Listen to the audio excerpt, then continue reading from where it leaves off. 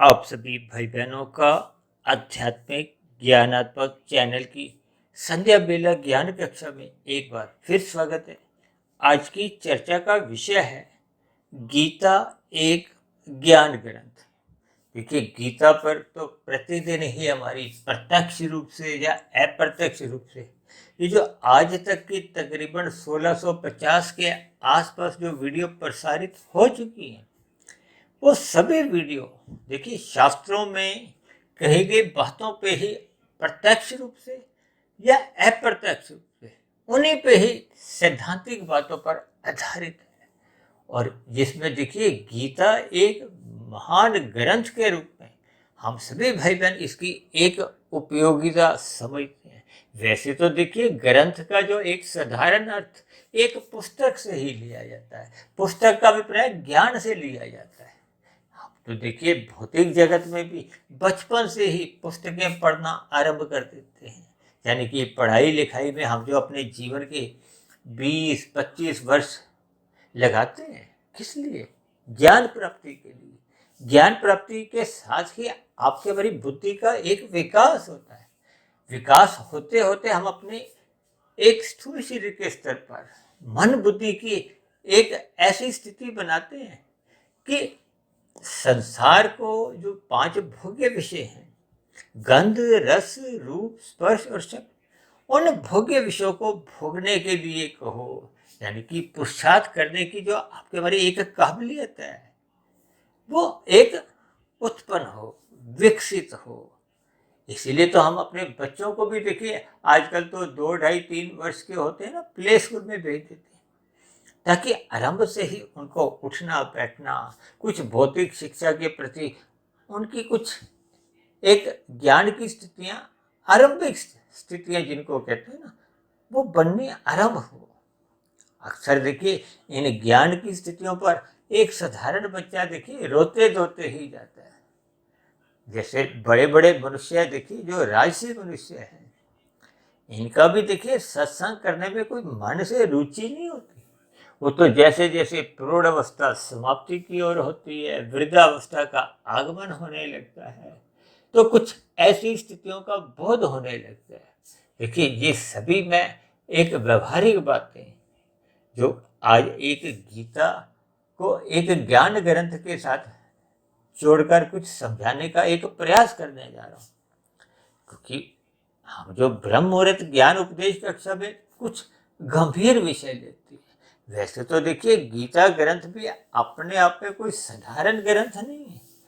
सृष्टि का मूल ज्ञान विज्ञान सारा इसमें भरा हुआ है, और मेरी तो सभी ज्ञान कक्षाएं इन्हीं गीता के ग्रंथ पे कहो, वेदों पे कहो, उपनिषद कहो, पुराण कहो, विभिन्न प्रकार के दर्शन शास्त्र कहो, क्योंकि सभी शास्त्रों में, ग्रंथों में ज्ञान तो देखिए 3 ही तत्वों का है। हमारी भी जो चर्चाएं होती हैं वो 3 तत्वों पे ही मूलभूत रूप से आधारित होती है। अब उसको चाहे आप गीता का ज्ञान कहो, वेद ज्ञान कहो, उपनिषदों का ज्ञान कहो, या ये विभिन्न प्रकार के जो पुराण लिखे गए। देखिए शास्त्रों में बार बार कहा गया है कि ये जो वेद हैं ये अपौरुषेय हैं, इनको किसी ने भी लिखा नहीं है। ये सृष्टि के आरंभ में परमात्मा के मुख द्वारा प्रकट होते हैं। ये जो लिखने वाली स्थिति है, जैसे हम कहते हैं ना पुस्तकें लिखी जाती हैं, प्रकाशक द्वारा एक छपाई जाती है, वो प्रकाश डालते हैं, ज्ञान डालते हैं, यानी कि ज्ञान की स्थितियों का बोध करवाते हैं, क्योंकि वो ज्ञान की स्थितियों पे एक प्रकाश डालते हैं शब्दों द्वारा, जिनको हम पढ़ते हैं, चाहे भौतिक ज्ञान की स्थितियां हो, चाहे हम ग्रंथों को पढ़ें। देखिए अक्षर तो भौतिक ज्ञान के हों चाहे आध्यात्मिक ज्ञान के हो, अक्षर तो मूलभूत रूप से लगभग वही होते हैं, और उन पर एक प्रकाश डाला जाता है। प्रकाश का अभिप्राय एक चर्चा होती है। देखिए जैसे सूर्य का प्रकाश आता है तो आंखों में रखी हुई वस्तुएं नजर आती हैं, ठीक इसी तरह ये जो ग्रंथ हैं ये आपको में विभिन्न प्रकार की जो आपके बड़े भ्रम की स्थितियां हैं, ग्रंथियां खोलते हैं। ग्रंथ का अभिप्राय जो ग्रंथियां खोलते हैं। देखिए स्थूल शरीर के स्तर पर जो आपके बड़ी जो एक शारीरिक स्थितियां होती हैं। कहते हैं आपके बड़े स्थूल शरीर में देखिए कितनी ही ग्रंथियां होती हैं जो आपके बारे देखिए कोशिकाओं का एक विकास करती हैं। देखिए कोशिका आरंभिक एक कोशिका से तो आपका हमारा माता पिता के रज वीर्य से माता के गर्भ में जो एक प्रथम कोशिका द्वारा आपके हमारे स्थूल शरीर का निर्माण होता है। देखिए शास्त्रों में तो कहा गया ना, आपका हमारा जो स्थूल शरीर है ये तो पृथ्वी जल अग्नि वायु आकाश का बना है, इनको स्थूल भूत कहा गया है। और इनके पीछे का जो एक कारण है वो आपके हमारे भोग विषय हैं, सूक्ष्म भूत हैं। शास्त्रों में उसको तकनीकी रूप से देखिए एक तन्मात्रा भी कहा गया है। ये तन्मात्रा का अभिप्राय क्या है कि ये सूक्ष्म भूत हैं। स्थूल भूतों का जो एक निर्माण की स्थितियां हैं वो इसी के कारण स्वरूप है, यानी कि सूक्ष्म भूत इसके कारण है और स्थूल भूत जिसका आपका हमारा जो शरीर का एक निर्माण होता है वो एक स्थूल भूत है, वो एक कार्य है। और कार्य से ही देखिए ये जो 84 लाख प्रकार की योनियों की स्थितियां हैं, इसको देखिए 84 लाख प्रकार की योनियों में महत्व केवल मनुष्य योनि का ही है, क्योंकि मनुष्य योनि ही सत्संग कर सकता है। सत्संग करते हुए अपनी आध्यात्मिक स्थिति मजबूत कर सकता है, कमाई कर सकता है, जन्म मरण के बंधन से मुक्ति पा सकता है। मुक्ति पाना क्यों अनिवार्य है? क्योंकि ये जगत है तो देखिए दुखालय है। स्वयं भगवान श्री कृष्ण जी ने गीता में बार बार इस बात का एक संबोधन किया है, उपदेश दिया है कि ये जगत एक दुखालय है। और हम इस बात को देखिए बार बार कहते रहते हैं कि इस जगत में अंतोगत्वा दुखद स्थिति है। जो आरंभिक स्तर पर आपको में सुखद स्थितियां लगती हैं, विशेष रूप से देखिए इन विषय भोगों को भोगते समय ये अल्पकालिक सुख होते हैं, ये राशि सुख होते हैं। राशि सुखों में देखिए एक आकर्षण होता है और उसी आकर्षण में ही ज्ञान के अभाव में मनुष्य अक्सर देखिए डूबने लगता है। डूबने का अभिप्राय देखिए तमोगुण में गिरने से है, क्योंकि रजोगुण किसी को भी देखिए बुरा नहीं लगता, क्योंकि आपको में एक सुख की प्राप्ति होती है। ये जो स्त्री पुरुष का जो आपसी आकर्षण भी शास्त्रों में देखिए इसको रजोगुण का ही कारण कहा गया है।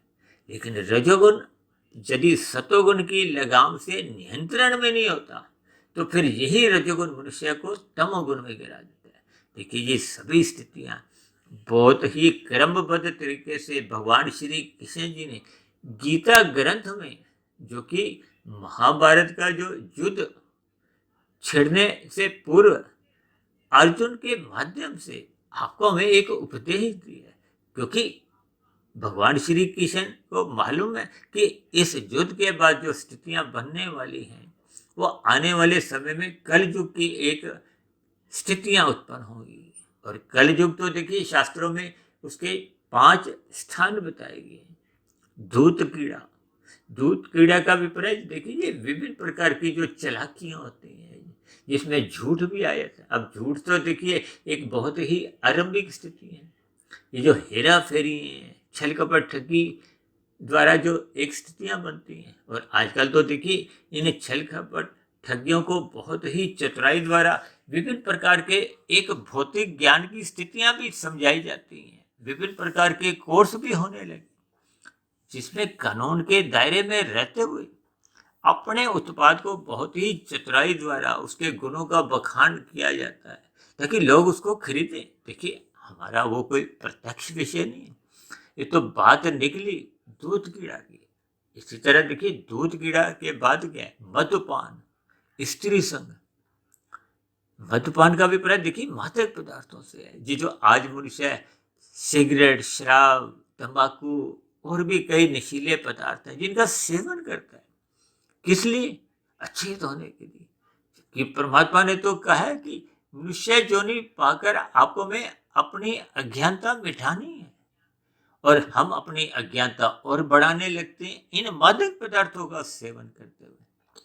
जबकि दूसरी ओर जब मनुष्य राशि पदार्थों का यानी कि संसारी विषय भोगों को अमर्यादित भोगता है तब भी वो संभवतः देखिए थोड़ा अच्छी स्थिति में, यानी परमाद अंतोगत्वा आपको मैं आध्यात्मिक बातें कहूँ, परमात्मा के सम्मुखता बनाए रखने में सहायक नहीं होता, ये विमुख करता है। अक्सर देखिए प्रमाद मनुष्य को तमोगुण में गिराता है, तामसी वृत्तियों में लिप्त करवाता है, पाप कर्मों में भी एक संलग्न करने की एक स्थितियां बनाने लगता है। इसीलिए तो भगवान श्री कृष्ण जी ने गीता में क्या कहा है कि अपने इस स्थूल शरीर की जो 5 ज्ञानेंद्रियां हैं, 5 भोग्य विषय हैं, इनको 5 घोड़ों से इसीलिए दर्शाया है और उनकी लगाम को मन समझाया है और मन को बुद्धि के अधीन, देखिए शास्त्रों में ही कहा गया। इसलिए परमात्मा ने उस लगाम को अपने हाथ में रखकर यही एक उपदेश दिया कि हमें अपने मिले हुए जीवन में सत्संग करना है। सत्संग क्यों करना है? ताकि हम सत्वगुण का संग करते हुए परमात्मा को जानें, गुरुओं के प्रवचनों को सुनें, शास्त्रों को पढ़ें, ताकि आपके हमारी जो एक मन बुद्धि के स्तर पर कहो, यानी सूक्ष्म शरीर और कारण शरीर की स्थितियों में सुधार आए। सूक्ष्म शरीर और कारण शरीर में सुधार आने पे ही आपके हमारी आत्मा का जो एक ज्ञान की जो एक कमजोरी है, वो जो पहले कमजोरी आ चुकी थी, किस लिए? कि हमने विषय भोगों को, संसारी विषय भोगों में अधिक रुचि दिखाते हुए रजोगुण और तमोगुण का अधिक संग किया। जबकि मनुष्य योनि पाकर आपको में ये जो जन्म मरण की स्थितियां हैं, ये भौतिक जगत की जो एक दुखालय की स्थिति है, कहते हैं ना त्रिविधता, तो इस भौतिक जगत में हम सभी को एक बांधे रखते हैं स्वयं के कर्मों द्वारा भी। अब मनुष्य योनि पाकर सभी को ही कर्म करने की स्वतंत्रता है। स्वतंत्रता का अभिप्राय अन्य मनुष्यों द्वारा जब एक पाप कर्म होते हैं तो उसका एक तात्कालिक प्रभाव हमारे ऊपर भी पड़ता है। इसी तरह प्रकृति के वातावरण में एक भौगोलिक स्थितियां बनती बिगड़ती रहती हैं। किस लिए? क्योंकि संसार में देखिए सभी के कर्मों का एक फल देना होता है, तो अनुकूल प्रतिकूल परिस्थितियां बनती बिगड़ती रहती हैं। जबकि माया अपने आप में तो देखिए एक जड़ स्थिति है।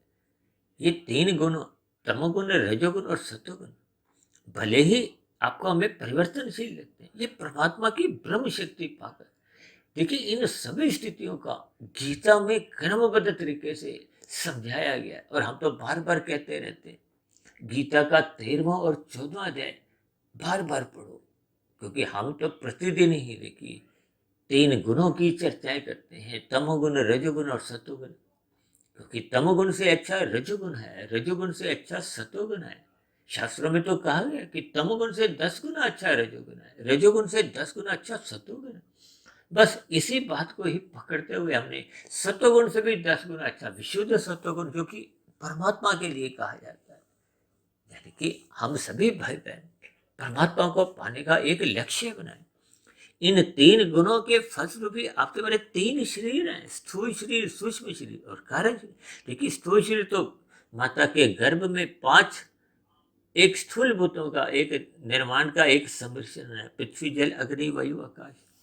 जबकि सूक्ष्म शरीर 17 तत्वों का है, 5 सूक्ष्म भूत, भोग्य विषय। सूक्ष्म भूत कहो गंध, रस, रूप, स्पर्श, शब्द, या सूक्ष्म भूत कहो तन्मात्रा को, एक ही बात है। और इसी तरह स्थूल शरीर के देखिए 5 ज्ञानेंद्रिय, नाक, जिह्वा, आंख, त्वचा, कान, और 5 कर्मेंद्रिय, हाथ, पैर, वाणी, लिंग, गुदा। ये तो स्थूल शरीर के स्तर पर है, इनको गोलक कहा जाता है। और इनको जो शक्ति प्रदान करते हैं वो सूक्ष्म इंद्रियां करती हैं, सूक्ष्म ज्ञानेंद्रियां, सूक्ष्म कर्मेंद्रियां, यानी कि सूक्ष्म शरीर 17 तत्व का है। एक मन और बुद्धि, मन को महाइंद्रिय कहा जाता है। जो स्थूल शरीर का नियंत्रण है ये मन के अधीन है, और मन अपने आप में स्वतंत्र नहीं है। मन के ऊपर देखिए बुद्धि तत्व है, लेकिन अक्सर मन मनमानी कर जाता है। कहते हैं ना मेरी मर्जी। अब जो स्थितियां कभी कभी अपने बच्चों को भी समझाते हैं ये मत करो, तो बच्चे कभी कभी उसका जवाब क्या देते हैं? मेरी मर्जी। अब मेरी मर्जी का अभिप्राय मनमानी से होता है। ये मन भी कुछ ऐसा ही हठीला है, इसलिए मन को देखिए बुद्धि के अधीन रखा गया। और बुद्धि सात्विक तभी बनी रहती है जब ये सत्संग करती है। यदि ये सत्संग बुद्धि करते ही नहीं है तो फिर ये बुद्धि सात्विक ना रहकर राजसी बन जाती है। जबकि हम बार बार कहते रहते हैं ना कि सात्विक बुद्धि बनाए रखो, क्योंकि सात्विक बुद्धि में ही विवेक शक्ति जगती है, और विवेक शक्ति ही ये जो जितने भी ग्रंथ हैं इनको समझने में एक सहायक बनती है। बिना विवेक शक्ति जगे तो देखिए इन शास्त्रों का ज्ञान विज्ञान समझ ही नहीं आता। ये जो सूक्ष्म ज्ञान की कड़ियां हैं ये जुड़ नहीं पाती। इसलिए तो हम बार बार कहते रहते हैं कि देखिए बुद्धि सात्विक बनाने के लिए निरंतर श्रद्धा पूर्वक सत्संग करो। अन्यथा यदि मनुष्य सत्संग नहीं करता तो शास्त्रों में तो यहाँ तक भी कहा गया है कि फिर मनुष्य रजोगुण में गिर जाता है। अब रजोगुण में भी जब धर्म की मर्यादाएं कुछ कमजोर पड़ने लगती है, कहते हैं ना 4 पुरुषार्थ धर्म अर्थ काम मोक्ष, और हम तो मोक्ष को देखिए एक लक्ष्य है मंजिल बनाकर एक समझाते हैं। जबकि आपके हमारे जीवन में देखिए मुख्य रूप से क्या है, धर्म। और जब धर्म प्रथम स्थान पे रहता नहीं है तो फिर ये जो अर्थ और काम है, यानी कि आपकी हमारी भोग इच्छाएं, धन कमाने के लिए जो आप पुरुषार्थ करते हैं, ये फिर अनीतिगत स्थितियों में चले जाता है। अनीतिगत स्थितियों में जाने का मतलब क्या है कि जब हम अनीतिगत कार्यों द्वारा आप में मन में एक छल कपट ठगी हेराफेरी आती है, लाभ से हम लोभ और संग्रह वृत्तियों में अपना स्थान बनाने लगते हैं, धन कमाने की ही बस मन बुद्धि के स्तर पर सारा दिन बस मन में धन कमाने की ही एक विशेष स्थिति बनी रहती, और फिर मनुष्य सही क्या है गलत क्या है इस पर कोई विचार ही नहीं करता, क्योंकि ग्रंथों को वो पढ़ता नहीं है। अभी हमने समझाया ना कि ये जो गीता का ज्ञान है ये तो भगवान श्री कृष्ण जी ने अर्जुन के माध्यम द्वारा ये युद्ध आरंभ होने से पहले की स्थितियों पर थोड़ा विशेष ज्ञान दिया। कहते हैं ना ये जो कलयुग की स्थितियां हैं, अभी हमने बताया कि दूध कीड़ा, मद्यपान, स्त्री संग।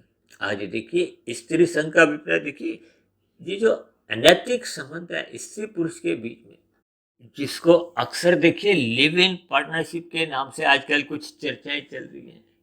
अब न्यायालय द्वारा भी भले ही कुछ स्थितियों में कुछ स्वीकृति दे दी जाती है, लेकिन आपके हमारे जीवन की जो एक दिशा है वो तो शास्त्रों में कही गई बातों के अनुसार चलती है। अब शास्त्रों में तो देखिए मांसाहार भोजन का सेवन की मनाही है। ये जो कहते हैं ना स्त्री संघ के बाद क्या है, हिंसा। हिंसा का अभिप्राय देखिए जब हम अपने जीविका के स्वाद के लिए पशु पक्षियों की हत्या कर कर एक मांसाहार भोजन का सेवन करते हैं। भले ही देखिए खाने वाला स्वयं नहीं मारने जाता, लेकिन खाने वाले का ही अधिक अनुपात में पाप कर्मों का कर्माशय बनता है, और इसको भी देखिए कलयुग की निशानी कही है। शास्त्रों में तो कहा गया है कि जैसे आपको में जीने का अधिकार है उनको भी जीवन अपना प्यारा लगता है। आपको में कोई हल्का सा कोई थप्पड़ भी मारता है तो हम कितने विचलित होते हैं, और हम उनकी देखिए अपने जीविका के स्वाद के लिए उनकी हत्या कर देते हैं। भले ही बनाने वाले का, खाने वाले का, मारने वाले का, सबका अपना अपना कुछ पाप कर्मों का कर्माशय बनता है। देखिए आज हमारा वो कोई विषय नहीं है, इन पर भी हमने बहुत अलग अलग वीडियो प्रसारित अब तक किए, लेकिन आज हमारा इतना ही विषय है कि हमें गीता ग्रंथ को ज्ञानपूर्वक क्रमबद्ध तरीके से पढ़ना होगा, अपने जीवन में ढालना होगा। अक्सर मनुष्य देखिए गीता को अपने घर में लाल कपड़े में लपेटकर एक शुभ स्थिति में या मंदिर में कहीं रख देते हैं, या कहीं कहीं देखिए कुछ लोग इनको पढ़ते हैं लेकिन इनको समझते नहीं है कि भगवान आपको में संदेश क्या देना चाहते हैं। आपके हमारे जीवन में जब तक व्यवहार में वो गीता की स्थितियों का एक व्यवहार में लागू नहीं होती, जब मनुष्य देखिए अपने कारण शरीर को ही नहीं समझता, मन बुद्धि के स्तर पर एक उसको ज्ञान ही नहीं है कि मरता केवल स्थूल शरीर है, मृत्यु स्थूल शरीर की होती है। ये 84 लाख प्रकार की योनियां एक कार्य रूप में है, स्थूल शरीर की है। और हमने तो 3 वर्ष पहले लगभग 3 घंटे का एक वीडियो बनाया था मनुष्य के मरने के बाद का अगला जन्म।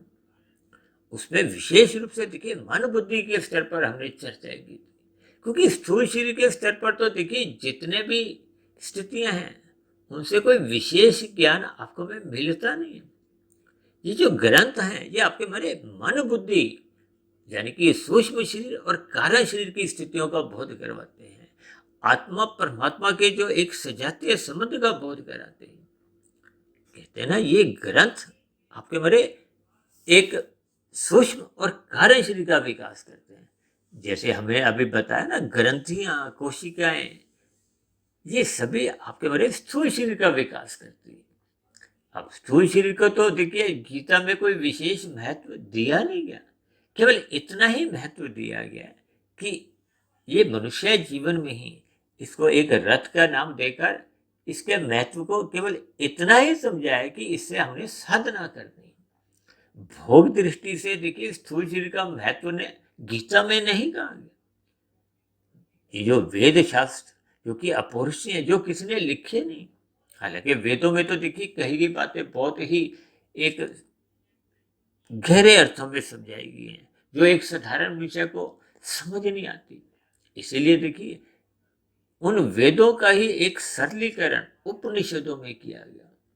अब उपनिषद जैसे जैसे आपको भी समझ में आए, उसका भी और सरलीकरण देखिए विभिन्न प्रकार के पुराणों में किया गया। अब पुराणों में देखिए उपनिषदों की ही स्थितियों को किन्हीं कथा कहानियों द्वारा, कुछ जैसे कहते हैं ना, बच्चों को हमने कोई शिक्षा देनी होती है। अक्सर मुझे अब याद आ रहा है कि हमारे माता पिता भी हमें जब जब कोई शिक्षा देनी होती थी, रात को सुलाते समय कोई कहानी गढ़ देते थे, क्योंकि उस कहानी में कुछ ऐसे मोड़ आते हैं कि उन मोड़ों के द्वारा वो आपको में शिक्षा देते हैं। आज भी देखिए हम अपने छोटे बच्चों को कुछ ऐसी ही शिक्षा किसी कहानी द्वारा, कहानी का मतलब है कि वो घटना घटी नहीं, लेकिन कुछ ऐसी काल्पनिक स्थितियों द्वारा हम कुछ ऐसी मन में स्थितियां बना लेते हैं, ताकि उस कहानी को समझाते समझाते बच्चा भी उस कहानी को सुने और उस कहानी के पीछे का जो ज्ञान है, शिक्षा है, उसको अपने जीवन में अपनाए।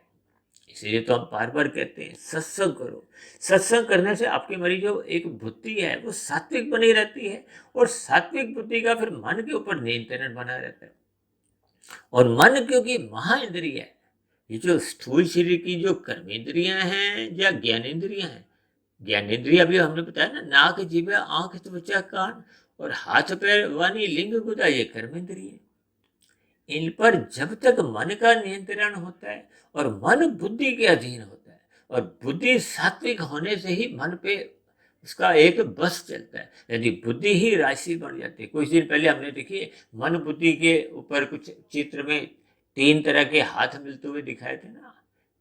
एक सफेद 2 हाथ थे, वो सात्विक बुद्धि थी। एक राशि, राशि का अभिप्राय देखिए एक संसारी आकर्षणों से, विषय भोगों से, रंगीनियों से जब बुद्धि भी देखिए राशि बन जाती है, तो मन बुद्धि में दोस्ती हो जाती है। और यही दोस्ती देखिए जब बुद्धि तामसी बन जाती है, आजकल जो लोग छल कपट, ठगी, हेरा फेरी, अनीतिगत कर रहे हैं, ये डिजिटल अपराध भी देखिए तामसी बुद्धि के कारण ही होते हैं। ये बुद्धि और मन में जब दोस्ती हो जाती है, राशि हो या तामसी हो, तो फिर ये पाप की दुनिया में कब कितने गहरे तल पे उतर जाते हैं। विषय भोग आपके बड़े अमर्यादित होने लगते हैं, अवारागर्दी करने लगते हैं। तो ये सभी स्थितियां आपको में ज्ञान पूर्वक गीता को पढ़ने से ही समझ होती है। इसलिए तो हम कहते हैं ना, गीता को रखने मात्र से देखिए कोई विशेष लाभ नहीं है। हालांकि मेरी इसकी कोई निंदा नहीं है। यदि हम गीता को घर पे देखिए रखते भी नहीं है, तो फिर आपका बड़ा और अधिक हानि होती है। और रखने के साथ साथ कहते हैं ना, पढ़ी हुई है, एक हमने वीडियो भी बनाया था, गीता पढ़ी है जब पढ़ी है। पढ़ी का अभिप्राय जस्ट आपके घर में रखी हुई है, पढ़ी नहीं उसको हमने। एक होता है पढ़ना, चाहे आप रट्टा ही लगा दो, पहला अध्याय, दूसरा अध्याय, तीसरा अध्याय, समझ नहीं आ रही, लेकिन फिर भी पढ़ना उस पढ़ी हुई से तो अच्छी बात है। और जब हम बार बार पढ़ते हैं, उनके भावार्थ को समझते हैं, जो जो बात हमें समझ नहीं आती, हम कुछ अपने मित्रों द्वारा, आध्यात्मिक गुरुओं द्वारा कुछ उस पर चर्चा करते हैं, यानी कि शास्त्रों की ज्ञान विज्ञान की जो स्थितियां हैं उनको हम समझते हैं। जब वो समझ में आ जाते हैं तो हम अपने व्यवहार में डालते हैं, ताकि आपके हमारे जीवन में जो कर्मफल सिद्धांत की बारीकियां वो आपको हमें समझ में आ जाए। और मनुष्य योनि पाकर हम जितनी अधिक अपने कार्य शरीर को शुद्ध कर लेते हैं वो आपकी हमारी कमाई है। देखिए, शुद्ध कमाई हम जितने भी मनुष्य जीवन में कर लेते हैं वो तो मरने के बाद भी सुरक्षित बनी रहती है। और यदि मनुष्य शुद्ध कमाई नहीं करता और कर्मफल सिद्धांत के अनुसार पाप कर्मों का कर्माशय बढ़ा लेता है तो फिर मरने के बाद तो पुनः मनुष्य योनि भी मिलती नहीं। तो फिर नीचे की योनियों में एक दुखद स्थितियों में मनुष्य को फिर अपना जीवन नीचे की योनियों में बिताना पड़ता है। अब नीचे की योनियों में देखिए कितना नीचे मनुष्य चले जाता है। अब मुझे ध्यान आया, सांप सीढ़ी का एक खेल होता है ना, बचपन में हम खेलते हैं। जब कोई ऊपर की 90-95 पे कोई सांप काट गया तो नीचे कभी कभी हम 5-7 पे आ जाते हैं, तो फिर वहां से क्रमिक विकास होता है। इसी तरह जब मनुष्य के पाप कर्म अधिक हो जाते हैं कि मनुष्य योनि तो तभी मिलती है जब संचित कर्मों में पाप और पुण्य कर्मों की कम से कम तुल्यता होती है। जब पुण्य कर्मों की अधिकता होती है और मनुष्य योनि पाने की ही इच्छा बनी रहती है, क्योंकि साधक लोगों की तो मनुष्य योनि पाने की ही सदा इच्छा बनी रहती है। उनको ऊपर की योनियों से या संसार में भी देखिए ये जो विशेष प्रकार के सुखों की स्थितियां होती हैं, किसी का उद्योगपति के यहाँ जन्म हुआ है, अब उसके पुण्य कर्म अधिक रहे होंगे तभी तो उसका जन्म किसी उद्योगपति के परिवार में हुआ है। और यदि किसी की इच्छा रही हो कि मुझे ज्ञान की स्थितियां और अधिक समझ में आए, गुरुजनों का संग मिले, तब ऐसी स्थिति में मनुष्य के पुण्य कर्मों का कर्माशय बहुत अधिक होने पे भी उसका जन्म संस्कारी माता पिता के यहाँ साधारण परिस्थितियों में ही होता है। लेकिन ऐसे संस्कारी माता पिता द्वारा उसको और अधिक ज्ञान की स्थितियां मिलती है, गुरुजनों का संग मिलता है, ताकि उसकी बची हुई आध्यात्मिक उन्नति पूर्ण स्थिति में पहुंचे। क्योंकि जब हम कार्यशील को पूर्ण रूप से शुद्ध कर लेते हैं तो फिर आत्मा पर किसी भी प्रकार का कोई आवरण नहीं रहता। हम स्थूल शरीर के रहते रहते मायातीत हो जाते, क्योंकि कारण क्या है आपका, हमारा कारण शरीर कर्माशय संस्कार, यदि वो हम शुभ स्थितियों में पहुंचा देते हैं, शुद्ध कर देते हैं, तो फिर स्थूल शरीर के मरने के बाद फिर जन्म मरण का बंधन समाप्त हो जाता है, क्योंकि कारण समाप्त हो गया तो अब कार्य होने का तो कोई प्रश्न ही नहीं उठता। तब ऐसी स्थिति विशेष में फिर आत्मा परमात्मा के सानिध्य में मोक्ष काल में आनंद की स्थिति में आध्यात्मिक शरीर की प्राप्ति कर लेती है। तो ऐसी सभी शुभ स्थितियां बनाने के लिए ही मनुष्य जीवन मिला है। इसलिए मेरी आप सभी भाई बहनों से विनती है कि गीता ग्रंथ को बार बार पढ़ें, अपने जीवन में ढालें। और हमारी तो देखिए मैंने बताया ना, सभी वीडियो ही प्रत्यक्ष रूप से अप्रत्यक्ष रूप से ये जो 1650 के आसपास हो चुकी हैं, ये सभी गीता ज्ञान पे ही आधारित है। देखिए गीता ज्ञान वेदों पे आधारित है। वेदों का ज्ञान देखिए आरंभिक स्थितियों से, वेदों को तो किसी ने लिखा भी नहीं। इन सभी स्थितियों को हमें ज्ञानपूर्वक समझना होगा। अपने मिले हुए जीवन में सर्वप्रथम हमें पाप कर्मों से बचना होगा और जहाँ तक संभव हो सके हमें आध्यात्मिक उन्नति करनी होगी। आध्यात्मिक उन्नति का अभिप्राय कारण शरीर के शुद्धिकरण से है, साधना से है। और साधना हम जितनी भी कर लेते हैं वो मरने के बाद भी सुरक्षित बनी रहती है, जबकि भौतिक उपलब्धियां भले ही हम धर्मानुसार भी करते हैं तब भी वो मरने के साथ ही समाप्त समझी जाती है। और यदि हम अनीतिगत कार्यों द्वारा, छल कपट ठगी द्वारा एक भौतिक उन्नति करते हैं तो भी मरने के बाद तो समाप्त समझी जाती है। लेकिन वो भौतिक उन्नति करते समय जो हमने पाप कर्मों का कर्मशय बढ़ाया था वो मरने के बाद फिर मनुष्य की अधोगति की स्थितियां बनाने में सहायक बनता है। इन सभी स्थितियों का आपको भी ज्ञान पूर्वक समझते हुए अपने मिले हुए जीवन का लाभ लेना है, यानी कि अपने ज्ञान को बढ़ाते हुए परमात्मा की भक्ति करनी। तो ऐसी सभी शुभ स्थितियां हम सभी भाई बहनों के जीवन में तभी बनने लगती है जब हम गीता को एक ग्रंथ रूप में अपने स्थूल शरीर के साथ साथ सूक्ष्म और कारण शरीर को शुद्ध करने में लगाते हैं। तो ऐसी सभी शुभ स्थितियां आप सभी भाई बहनों के जीवन में भी बनने लगी। इन्हीं शुभकामनाओं के साथ चर्चा विशेष को यही विश्राम देते हैं। कल सुबह फिर मिलते हैं ब्रह्म मुहूर्त ज्ञान उपदेश कक्षा में। तब तक आप अपने आध्यात्मिक मित्र सुधीर भाटिया फकीर को इजाजत दें। आप सभी भाई बहनों की सात्विक स्थिति मजबूत हो, ब्रह्म मुहूर्त में उठने का आपका संस्कार बने, इन्हीं शुभकामनाओं के साथ अब चर्चा विशेष को तो यही विश्राम देते हैं। फिर भी वीडियो संबंधित आपके मन में कोई प्रश्न उठ रहा हो, कोई मेरी कही गई बातों पे आपको कोई आपत्ति हो, शिकायत हो, तो आपके प्रश्नों के साथ साथ आपकी शिकायतों का नीचे दिए गए कमेंट्स बॉक्स पर सदा ही स्वागत है। चर्चा विशेष को ध्यानपूर्वक सुनने के लिए आप सभी भाई बहनों का भी बहुत बहुत धन्यवाद।